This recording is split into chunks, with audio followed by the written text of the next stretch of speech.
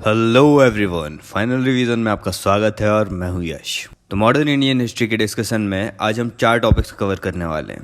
पहला वो कि द्वितीय विश्व युद्ध के समय कांग्रेस की राजनीति किस तरह से रही। दूसरा, अगस्त प्रस्ताव क्या था। तीसरा, व्यक्तिगत सत्याग्रह क्या हुआ।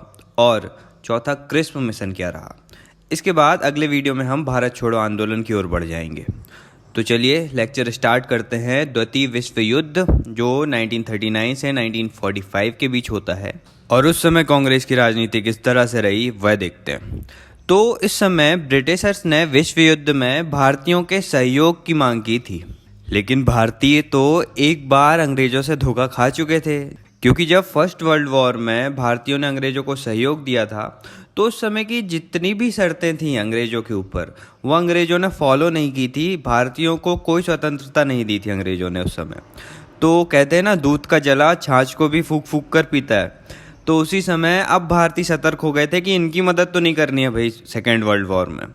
तो उसे ही देखते हैं कि कांग्रेस का रिएक्शन क्या होता है जब अंग्रेज सेकेंड वर्ल्ड वॉर में भारतीयों की सहायता मांगते हैं। तो पहली बात आती है सुभाष चंद्र बोस ने क्या कहा।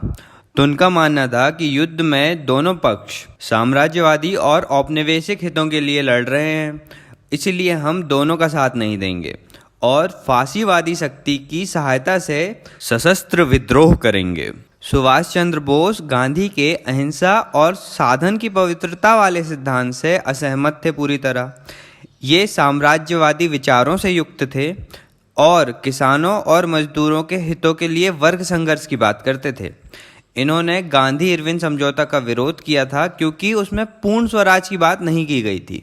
अब इनके बाद देखते हैं कांग्रेस के जितने भी नेता थे उन्होंने फासीवादी शक्ति की आलोचना की थी और उनका कहना था कि हम ब्रिटिशर्स का समर्थन तभी करेंगे जब भारत में तुरंत एक उत्तरदायी सरकार का गठन होगा। और इसी के चलते 1939 में कांग्रेस प्रांतीय सरकार से त्यागपत्र दे देती है और इस त्यागपत्र देने के दिन को मुस्लिम लीग मुक्ति दिवस के रूप में मनाती है। हालांकि ये त्यागपत्र ब्रिटिशर्स द्वारा अस्वीकार कर दिया गया था। तो ये थे कांग्रेस की राजनीति के तथ्य वर्ल्ड वॉर सेकेंड के समय। अब आगे बढ़ते हैं और बात करते हैं अगस्त प्रस्ताव की, जिस समय वायसराय थे लिनलिथगो और 1940 में आया था ये प्रस्ताव। तो इस प्रस्ताव में अंग्रेजों ने कहा था कि यदि भारतीय हमें समर्थन देते हैं युद्ध में, तो युद्ध के उपरांत हम भारत में एक संविधान सभा का गठन करेंगे जो भारतीयों द्वारा निर्मित होगी और ब्रिटिश संसद द्वारा जिसे मंजूरी भी दी जाएगी और भारत को डोमिनियन स्टेटस दिया जाएगा। युद्ध में भारत की सुरक्षा के लिए एक सुरक्षा परिषद होगी जिसके प्रतिनिधि ब्रिटेन के और भारत के सदस्य होंगे और वायसराय की परिषद में भारतीयों की संख्या भी बढ़ाई जाएगी तथा अल्पसंख्यकों को आश्वासन के लिए ऐसी संस्था को शासन सौंपा जाएगा जिसके विरुद्ध सशक्त मत ना हो। मतलब यहाँ मुस्लिम लीग की बात को भी ध्यान में रखा जाएगा। तो ये तो थे कुछ अगस्त प्रस्ताव के प्रावधान। अब देखते हैं कि इस अगस्त प्रस्ताव के विरुद्ध में विभिन्न प्रतिक्रियाएं कैसे रहीं।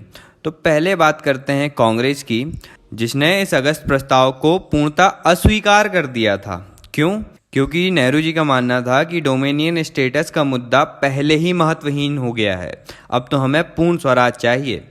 फिर यदि बात करें मुस्लिम लीग की, तो इसने भी अगस्त प्रस्ताव को अस्वीकार कर दिया था क्योंकि पाकिस्तान की मांग नहीं की गई थी इसमें। और फिर 23 मार्च 1940 में मुस्लिम लीग का लाहौर अधिवेशन होता है जिसमें पाकिस्तान बनाने की मांग की जाती है और इसकी रूपरेखा फजलुल हक, सिकंदर हयात खान और खलीउज़्ज़मा रखते हैं। मतलब भारतीयों द्वारा इस अगस्त प्रस्ताव का तो पुरजोर विरोध किया गया। लेकिन इसमें एक बात तो देखने मिलती है कि थोड़ा बहुत तो महत्वपूर्ण था यह अगस्त प्रस्ताव, क्योंकि पहली बार भारतीयों के द्वारा संविधान निर्माण की बात कही गई थी। संविधान सभा और डोमिनियन स्टेटस देने की भी बात पहली बार की गई थी अंग्रेजों के द्वारा। तो ये थी अगस्त प्रस्ताव की कहानी। अब आगे बढ़ते हैं। अब बात करते हैं व्यक्तिगत सत्याग्रह की, जिसे दिल्ली चलो आंदोलन भी कहा जाता है, जो 1940 में हुआ था। इस आंदोलन के माध्यम से गांधी जी दिखाना चाहते थे कि भारतीय ना तो फासीवादी के और ना ही साम्राज्यवादी सरकार के समर्थक हैं। कांग्रेस की मांग शांतिपूर्वक स्वीकार करने के लिए सरकार को एक मौका दिया जा रहा है और राष्ट्रवादियों का धैर्य उनकी दुर्बलता नहीं है। ये सारी बातें कही थी उस समय गांधी जी ने। अब देखते हैं कि इस सत्याग्रह की गतिविधियां किस तरह से थीं। तो इसमें पहले सत्याग्रही थे विनोबा भावे, जिन्होंने महाराष्ट्र में वर्धा के निकट पावनार से आंदोलन की शुरुआत की, जो शुरू होता है 17 अक्टूबर 1940 में। फिर दूसरे सत्याग्रही माने जाते हैं जवाहरलाल नेहरू और वल्लभ भाई पटेल। इस आंदोलन के सत्याग्रही जहां भी आंदोलन की शुरुआत करते थे वहां के जिलाधिकारी को सूचित करते थे और इनका मानना था कि हम भाषण देंगे और गांव की ओर बढ़ने का प्रयास करेंगे, इसी तरह दिल्ली की ओर बढ़ेंगे और इसीलिए इसे दिल्ली चलो आंदोलन भी कहा गया। यह आंदोलन रविवार को स्थगित रखा जाता था, लेकिन यह आंदोलन उतना व्यापक नहीं रहा, इसीलिए इसे गांधी जी का कमजोर आंदोलन भी कहा जाता है। लेकिन कुछ हद तक इस आंदोलन ने अपने लक्ष्यों की प्राप्ति भी कर ली थी। जैसे इस आंदोलन के माध्यम से अब अंग्रेज जान चुके थे कि भारतीय अब सहयोग नहीं करेंगे सेकेंड वर्ल्ड वॉर में, और इसी आंदोलन के माध्यम से जन जागरूकता भी बढ़ने लगी थी। तो ये था व्यक्तिगत सत्याग्रह। अब आगे बढ़ते हैं और बात करते हैं क्रिस्प मिशन की, जो 1942 में आता है। तो इसके यदि बैकग्राउंड की बात करें तो 1942 में जापान का नियंत्रण बढ़ रहा था दक्षिण पूर्व एशिया में, तथा वे म्यांमार के रंगून क्षेत्र तक पहुंच चुके थे।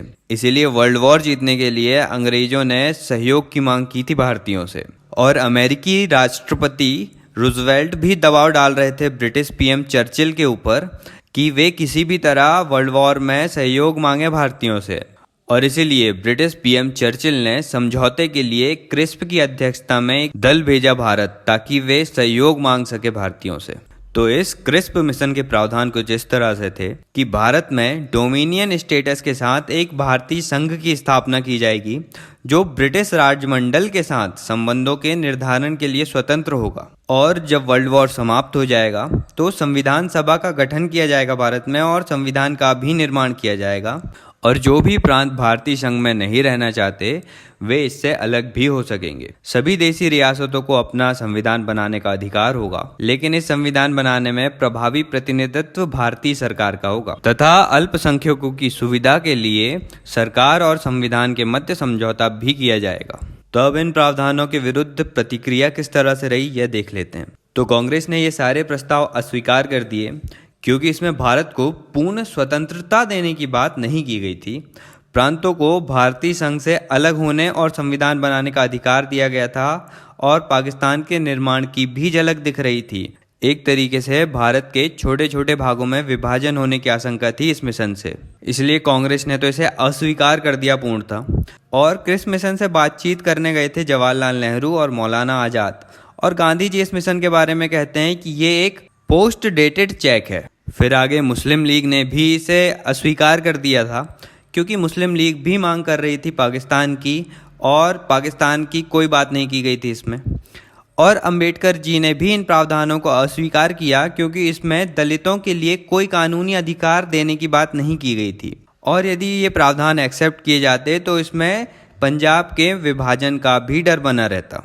निष्कर्षतः भारतीयों की आशाओं को पूरा नहीं किया था इस मिशन ने, इसीलिए नेहरू भी कहते हैं कि भारत को अनिश्चित खंडों में विभाजित करने के लिए आया है यह मिशन, क्योंकि इसके प्रावधान भारतीय प्रांतों को संघ से अलग होने का अधिकार देकर भारत के विभाजन की बात कर रहे हैं। तो ये थी क्रिस्प मिशन की कहानी, और आज का वीडियो यहीं तक रखते हैं। वीडियो पसंद आया तो एक लाइक ज़रूर कर दीजिएगा, और कंटेंट पसंद आया तो शेयर भी कीजिएगा अपने फ्रेंड्स के साथ, और चैनल सब्सक्राइब भी कर लीजिएगा यदि आपने नहीं किया है तो। अगले वीडियो में बात करते हैं भारत छोड़ो आंदोलन की और उसके आगे होने वाली कुछ घटनाओं की भी। तो मिलते हैं अगले वीडियो में इस टॉपिक को लेकर। I am Yash Dahariya signing off. Thank you so much for listening.